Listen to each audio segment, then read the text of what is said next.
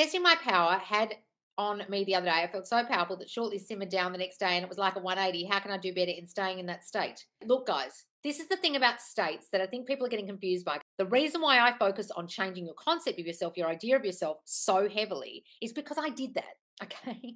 I watched Shelley Bullard and I watched Sammy and I was watching the YouTubes and I did get in the state and then I'd fall out of it. And I'd get in the state and then I'd fall out of it again. And it was very hard for me to stay in the state because of my old subconscious thought that was fucking up my state. So that's when you'll feel like you're on fire and the next minute, just the slightest thing in the 3D will throw you and you'll be fucked and you'll be back to square one. And then if you've got old negative thinking like me, the old things never work out for me, I fuck things up, I do things wrong thinking like I do, you'll spiral when you've fallen out of the state and you'll stay in the spiral and you'll spend weeks being there instead of jumping back on the beam, back into the state, as Neville said. As soon as you jump out of it, go back, jump in, back into it. But a lot of people find that very difficult because their old thoughts run them. And that's why I created this account, because I tried everything everyone else said. And I realized that after all the therapy I'd done, I still hadn't changed this shit back here that was causing me to fall out of the state and then stay in a spiral, fall out of the state and stay in the dumps, fall out of the state and stay